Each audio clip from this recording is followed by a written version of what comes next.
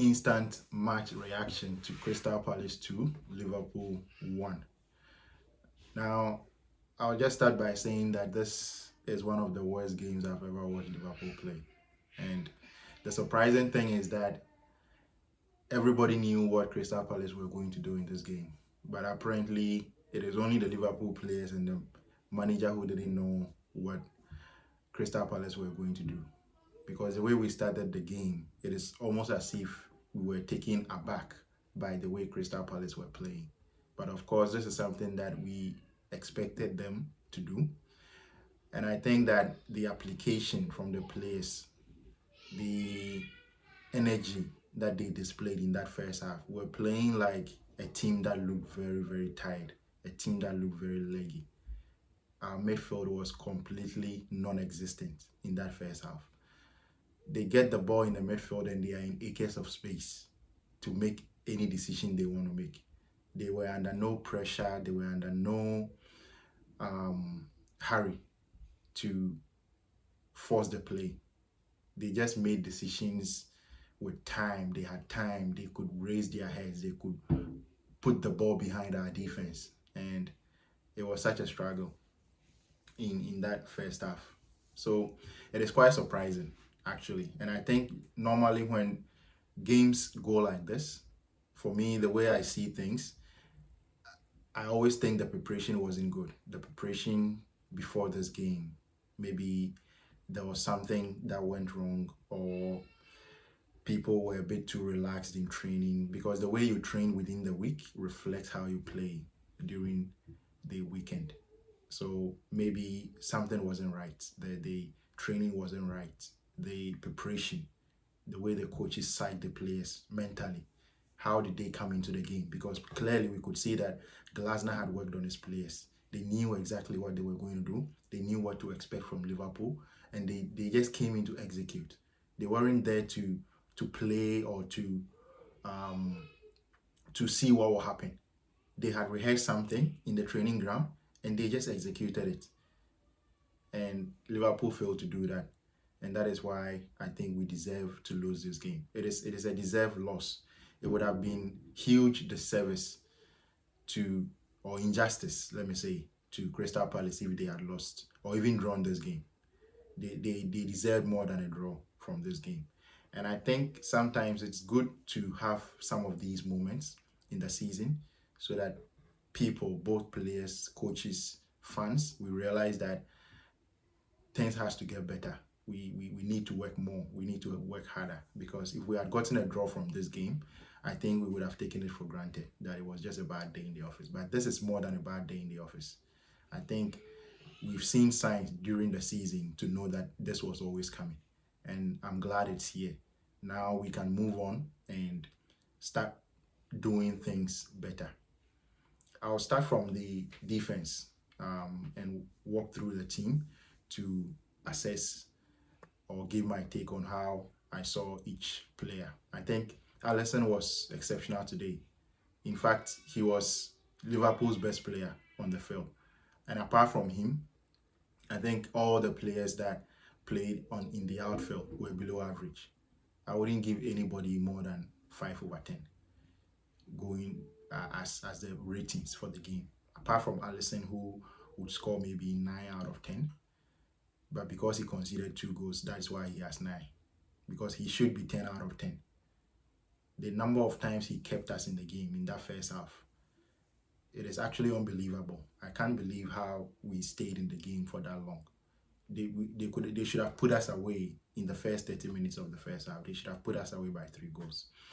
And the fact that we got away with that, I think, if we had gotten a draw, I think this would have been a very, very unfair result for Crystal Palace. I'll look at the right back, Conor Bradley, today. Just like the rest of the players, he was off his game.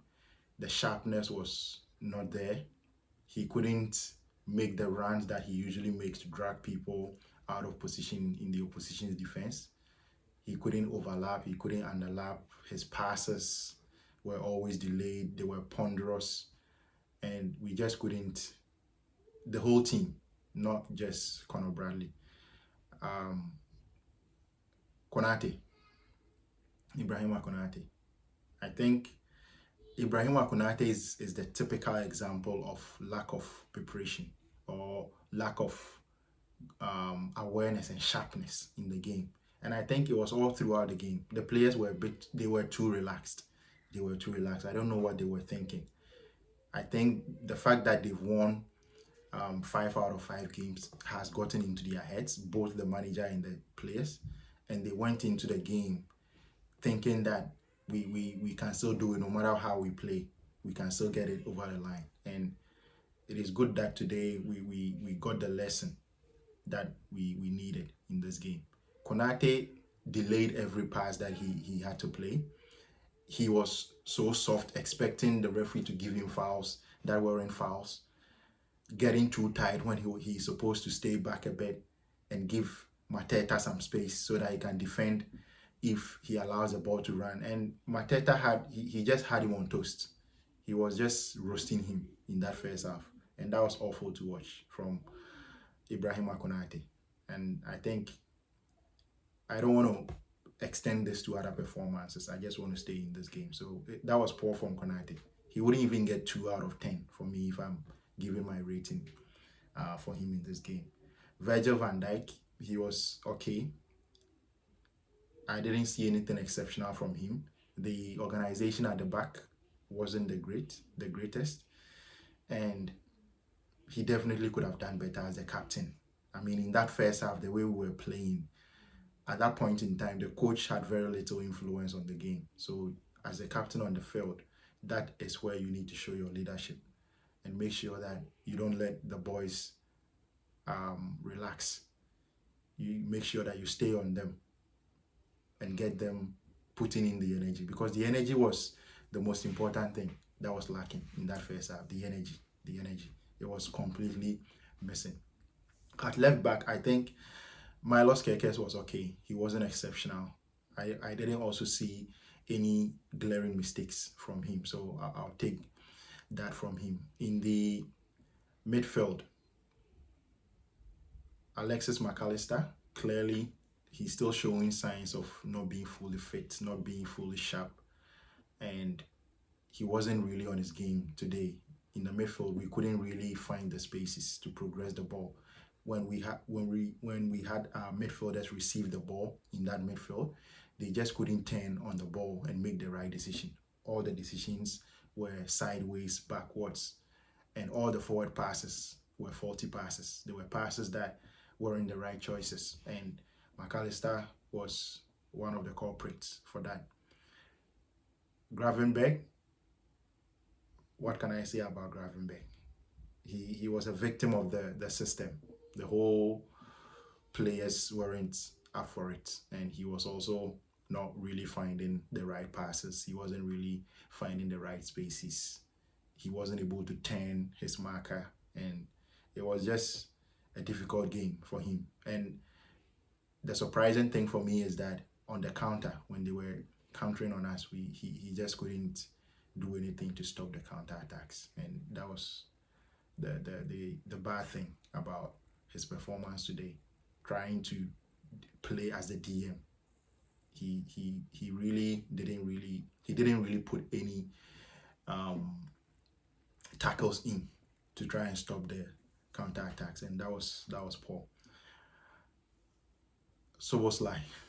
So Dominic Szoboszlai, I think, just like Konate and most of the team, he was very relaxed in that first half.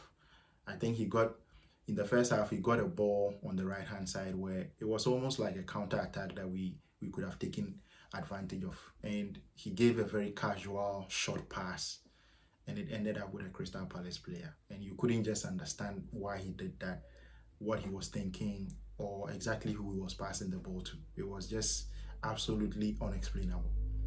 And that was throughout the game what I saw from most of the players. They just made decisions that you couldn't really explain. You couldn't understand why they decided to do what they did. And that is why I put the whole performance down to the preparation. It was absolutely poor preparation that went in. I don't know what happened when we rested players for the Southampton game and decided that we are going to play all of them in this particular game, because giving them that rest, I don't know if that is the main reason why we play like this, but I do think it's a contributing factor. It didn't really help because the players were too relaxed. They weren't sharp. And it was just 1 week of rest. So I'm very surprised that this really happened. The next person I want to talk about is Florian Wirtz. And I think I must say it right now because a lot of people are a bit afraid to say that it is not working. It is not working. And for Florian Wirtz, I think he's struggling. He's struggling to adjust. No matter what you think about his touches and his movement and the things he does in the game, this is what he was brought in to Liverpool to do, to deliver in the big moment when things are tough. That is when you need to show your face. And I think Florian Wirtz he's not up to the task right now. Maybe he will come to the party at some point in his career at Liverpool, but right now he's not up to the task. When the going gets tough, he can't deliver. And he got that chance, that one-on-one chance with the goalkeeper, just a tap in either side of the goalkeeper and it's a goal. And he just decided to hit it straight to the goalkeeper under no pressure. For me, I think that was poor. That was a very, very poor effort. For him to have missed that chance at that particular point in the game, that is when we need you to deliver. £160 million. You can't be missing chances like this. So I've been very disappointed with Wirtz this season, and this game has even worsened the whole scenario. In my predicted lineup for this game, I was going to put him on the bench. I predicted that he was going to be on the bench. I was surprised that he played on the left, and he was absolutely non-existent in the first half. And in the second half, when we started really doing something, he just couldn't put that chance away when he got it. So that was poor from Wirtz. In attack, Mohamed Salah has been struggling this season. And this particular game, nothing worked for Mohamed Salah. Nothing where he really, really struggled in this game. And I'm not sure when the turning point is going to arrive or if it will at all. So that is very worrying. It is very worrying because I think this game, these kind of games are the type of games that we expect Mohamed Salah to rise to the party, right? New contract, 2 more years in the club. We expect more from Mohamed Salah in these moments. But I think even for him, we can give him a pass in these kinds of games because he tends to deliver most of the time. But today wasn't his day. He was extremely poor. He just couldn't take his man on. Ball control was a problem. Passing, the simple things, he just struggled a lot. It was a horrible game for Mohamed Salah. I'll move on to the striking position. Alexander Isak. I think before we even blame him for playing poorly, the first thing that I need to say is that he didn't really get any service. The service wasn't enough.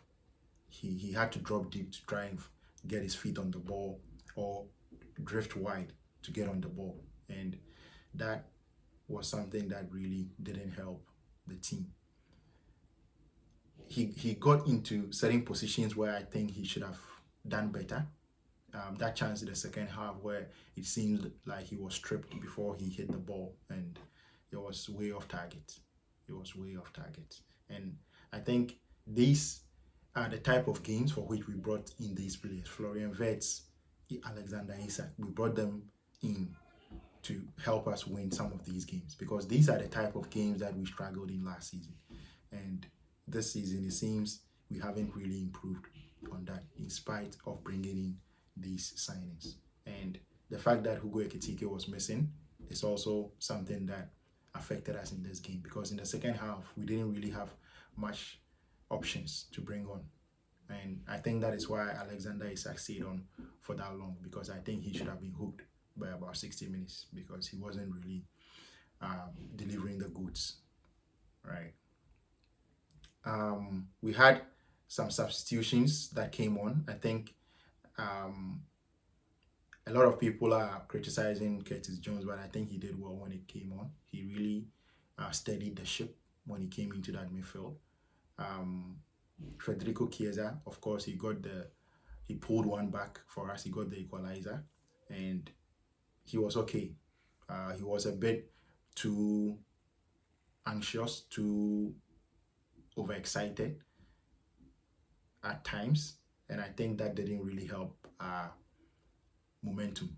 Right, there were certain times where he got the ball in the final third that he could have just controlled 10 and give a simple pass, but he was trying to rush the game, trying to force it too much, and I think that didn't help us. Jeremy Frimpong coming on in the second half. His performance against Southampton and his first few involvements in this game was absolutely horrible. Very, very horrible. And I'm not sure exactly why he's struggling just this few weeks after his injury. Maybe he's not fully recovered from the injury, and that is playing a part, but he wasn't good.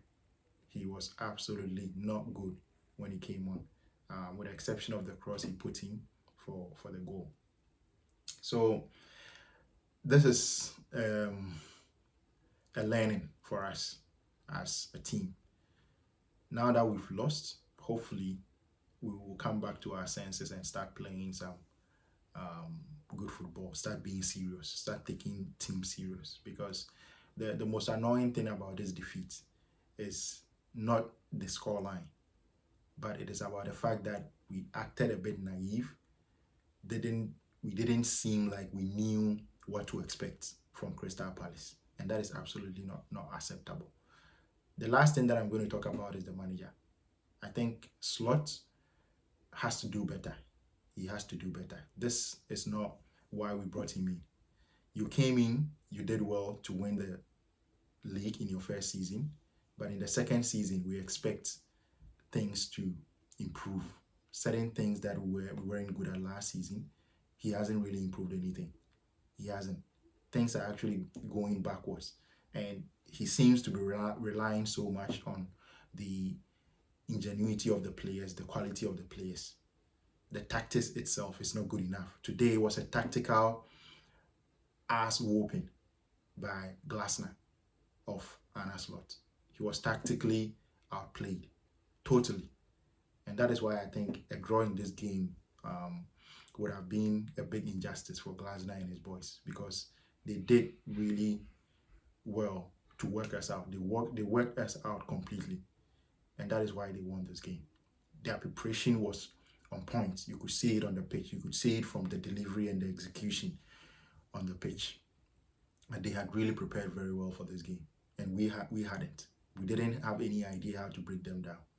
We had no idea, and that is why even the substitutions, the tactical changes in the second half didn't work, because the preparation wasn't good. The players were not ready to win this game.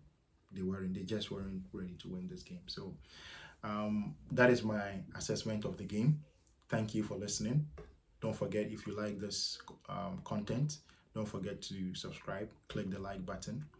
And just to end on a positive note, a more positive note, we have another game against Galatasaray away in the Champions League. So we don't have enough time to worry about this result. Hopefully, we get a better performance against Galatasaray, and then we finish off this half of the Premier League with a win at Chelsea before we go for the international break. So let's hope. I do hope that Arne Slot will learn from this. He doesn't forget defeats. The one thing that I like about him is that he doesn't forget defeats, and he's going to do everything to try and get the boys to bounce back from this defeat. So it is not the end of the road. Let's not lose our heads. Of course, we can criticize the players, we can criticize the manager, and say anything that we want to say concerning the game not going as we had wanted it. But at the same time, we shouldn't lose our heads. Let's keep believing that it is going to be a special season. It could still be a special season if we can correct some of these mistakes. Thank you for listening, and see you.